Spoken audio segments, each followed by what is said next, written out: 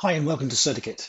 You'll hear it said many times that ISO 27001 is a risk-based standard. And in this video, I'm going to discuss the basics of creating a risk assessment and treatment plan. In our toolkit, we give you two choices in performing your risk assessments: asset-based and scenario-based.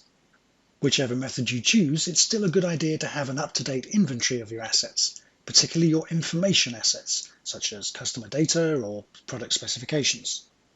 In this example, I'm going to perform a scenario-based assessment, but many of the principles are the same for an asset-based one. The first step is to define the scope and context of the assessment and your risk acceptance criteria. This sets out what the risk assessment covers and why. So, for example, we might conduct an assessment of the risks to a specific IT system or service, and we might be doing this in the context of the system going live for the first time, or because we've become aware of additional threats. Our risk acceptance criteria define how much risk we can live with without putting any more controls in place, and may be stated as a risk score, for example, of less than 10, or as a risk classification, for example, low is accepted, whereas medium or high is not. Once we've defined the details of the assessment, we can start to populate the spreadsheet with our risks.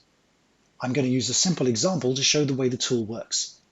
You would typically take more time to consider each entry carefully so that you're happy it reflects reality. Each entry could be a risk to the confidentiality, the integrity, or the availability of the asset involved, or a combination of these.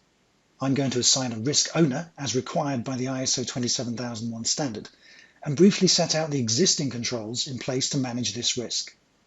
I'm then defining the likelihood of the risk happening on a scale of 1 low to 5 high, and giving the main reasons why I've chosen that score. This is useful information when you come to reassess the risks at a later date, or for someone else to understand why the score was set as it is. Similarly, I'm assessing the potential impact of the risk, and the combination of these two numbers is giving me a risk score and a corresponding risk level. Next, I need to decide whether I'm going to accept the risk based on my acceptance criteria that I defined earlier, or if I'm going to treat the risk. As treatment, I could decide to avoid the risk, for example, by stopping doing something that makes it arise in the first place. I could transfer the risk by getting another party to take it on, such as in the case of insurance. Or I could modify it by taking some additional action, such as putting additional controls in place. In this example, I'm going to modify the risk and enter the details of the treatment actions I'm going to put in place. These actions form part of my treatment plan. Next, I want to assess the effect that the treatment actions are expected to have on the risk score and corresponding level. So I'm entering new values for likelihood and impact.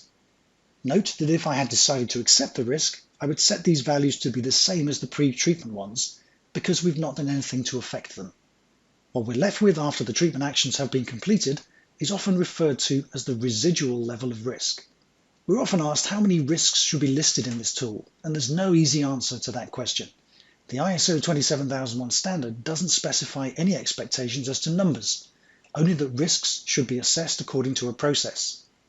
So technically, if you only had a dozen or so main risks, it shouldn't be a problem. We would certainly advise against going too far overboard on the number of risks, as this can make the process difficult to manage. The appropriate number will depend on factors such as the size of your organization, what it does, and how sensitive your information is. Let's have a brief look at some of the other tabs within this tool. Some example risks are given, together with their corresponding controls from Annex A of the ISO 27001 standard. We then have a number of alternative ways of presenting the risk assessment and treatment information in graphical form. Don't forget to click on the refresh button to see the data. Risk assessment and treatment is a big subject, and we've just scratched the surface in this video, but hopefully it's been a useful introduction. Thanks for watching.